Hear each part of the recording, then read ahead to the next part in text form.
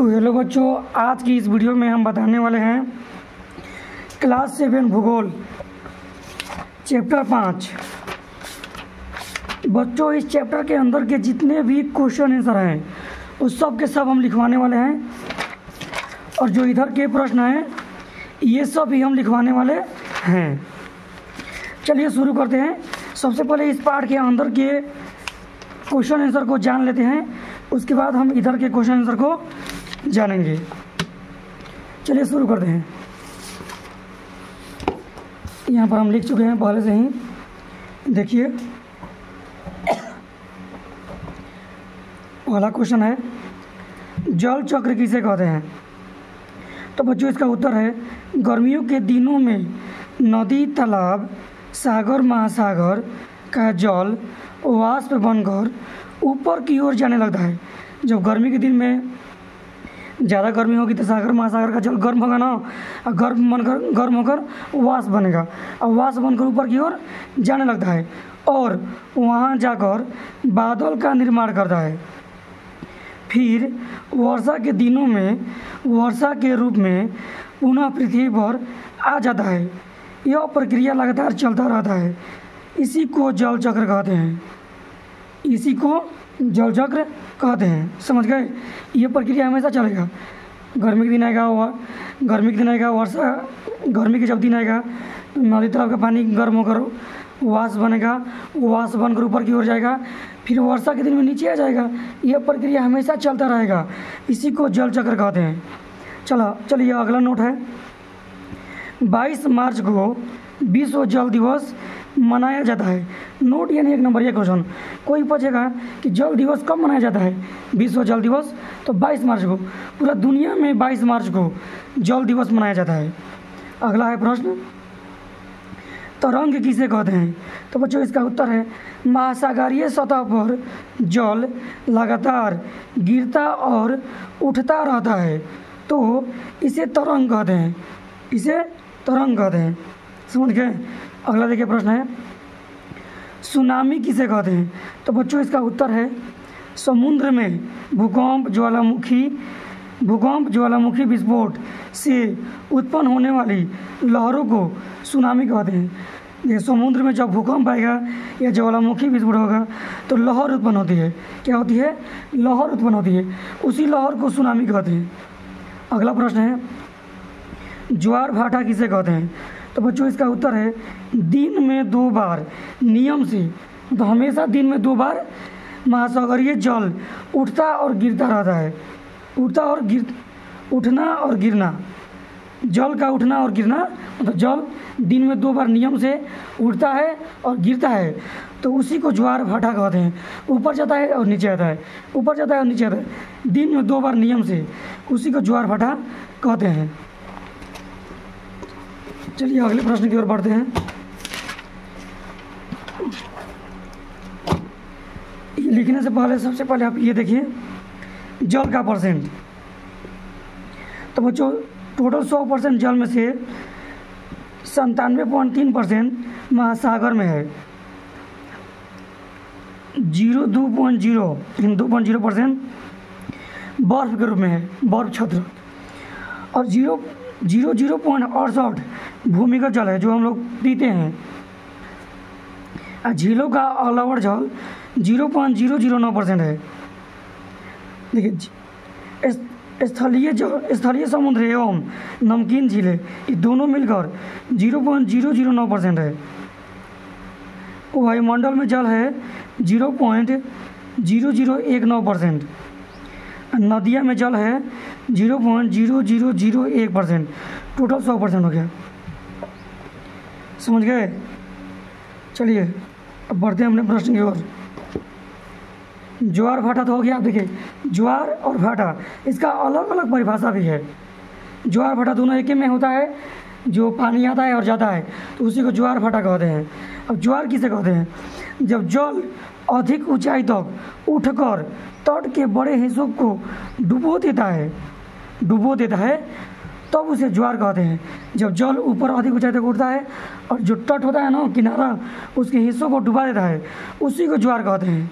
देखिए आगे भाटा किसे कहते हैं, जब जल अपने निम्न स्तर तक आ जाता है, मतलब उसको डुबोकर फिर आ जाता है और तट के पीछे चला जाता है, तट के पीछे अपना आ जाता है, तो उसी को भाटा कहते हैं। समझ गए? ये दोनों को मिलकर ज्वार भाटा, जाता है और आता है, उसको ज्वार भाटा कहते हैं। चलिए अगला, बृहद ज्वार किसे कहते हैं? तो बच्चों इसका उत्तर है, देखिए, जब सूर्य, चंद्रमा और पृथ्वी तीनों एक सिध में हो तो इस समय सबसे ऊंचा ज्वार उठते हैं, तो उसे बृहद ज्वार कहते हैं। यहाँ देखिए नहीं दिख रहा है, तो यहाँ आप देख सकते हैं, बृहद ज्वार मतलब बड़ा ज्वार, ज़्यादा बड़ा। अगला है लघु ज्वार भाटा किसे कहते हैं? तो उत्तर है, चांद और सूर्य का गुरुत्वाकर्षण बल विपरीत दिशाओं से महासागरीय जल पर पड़ता है, तो उस ज्वार को लघु ज्वार भाटा कहते हैं। समझ गए? नोट कर लीजिए आप लोग। वर्षण क्या है? वर्षण क्या है?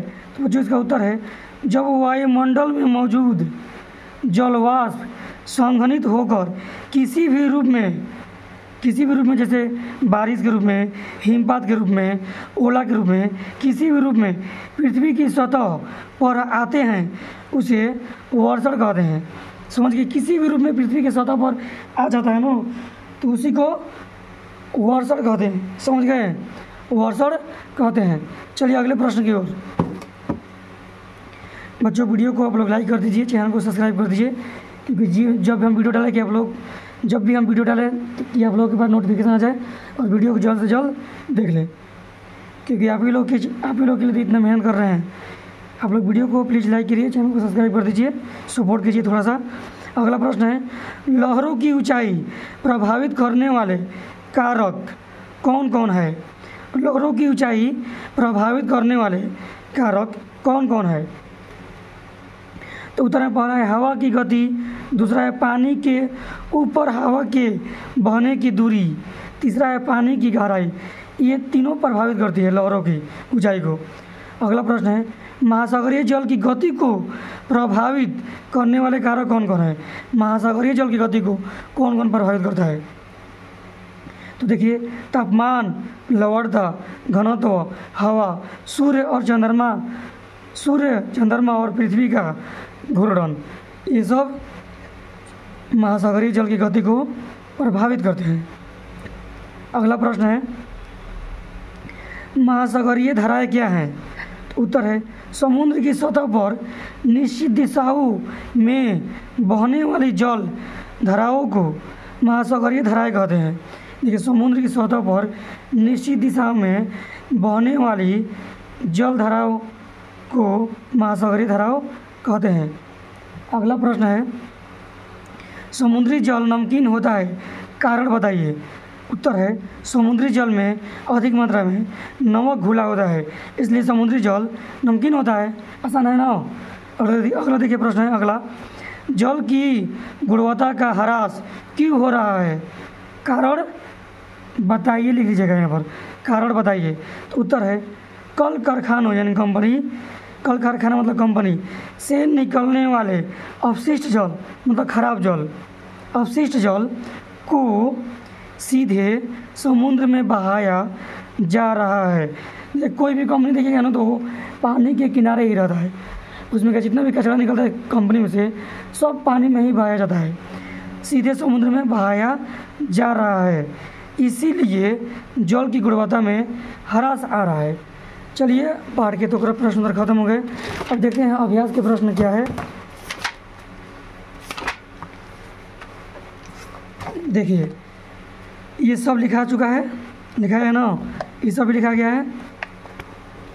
अब देखिए, ये खाली स्थान को भरना है ना, खाली स्थान नहीं, सही टिक मारना है। तो सही देखिए, क है वह प्रक्रम जिसमें लगातार अपने स्वरूप को बदलता रहता है और महासागर, वायुमंडल एवं स्थल के बीच चक्कर लगाता रहता है। क्या है? देखिए, यही तो जल चक्र की परिभाषा है। एक परिभाषा ये भी हो गया, आप लोग ये भी बोल सकते हैं जल चक्र की परिभाषा में। वह प्रक्रम जिसमें जल लगातार अपने स्वरूप को बदलता है, मतलब जल वाष्प बनता है, फिर ये बादल बनता है, फिर पानी बन के नीचे आता है, तो लगातार अपने स्वरूप को बदलता है, न्यू परिभाषा है। और महासागर वायुमंडल और स्थल के बीच चक्कर लगाता है, महासागर में जाता है, वायुमंडल में जाता है, स्थल पर आता है, इन चक्कर लगाता है, इसी को जल चक्र कहते हैं। एक परिभाषा वो हो गया और एक परिभाषा ये भी हो जाएगा, दोनों में से कोई भी आप बोल सकते हैं। अगला देखिए, सामान्य गर्म महासागरीय धाराएं उत्पन्न होती है तो भूमध्य रेखा के निकट उत्पन्न होती है, इसका हो जाएगा दूसरा। अगला है, दिन में 2 बार नियम से महासागरीय जल उठना गिरना कहलाता है, क्या कहलाता है? ज्वार भाटा। अभी हम ज्वार भाटा की परिभाषा में लिखा है, लिखवाया ना। देखिए मिलान करना है, स्तंभ को मिलाकर सही जोड़े बनाइए। तो क है, इधर 4 है और इधर 5 है, तो 4 ही होगा, एक फालतू में दिया है। देखिए पहला का पहला हो जाएगा, दूसरा का दूसरा ही होगा, तीसरा का तीसरा होगा और चौथा का चौथा होगा, ये पांचवा का नहीं होगा। समझ गए? कैस्पियन सागर विशालतम झील है। ज्वार भाटा सुनामी का हो जाएगा तीव्र भूकंप तरंगे। महासागरीय धाराएं का हो जाएगा निश्चित मार्ग में प्रवाहित होने वाली जल धाराएं। समझ गए? ये पहला का पहला होगा, दूसरा का दूसरा होगा, तीसरा का तीसरा होगा और चौथा का चौथा हो जाएगा। चलिए वीडियो अच्छा लगे तो वीडियो को लाइक कीजिए, चैनल को सब्सक्राइब कीजिए। चलिए मिलते हैं नेक्स्ट वीडियो में।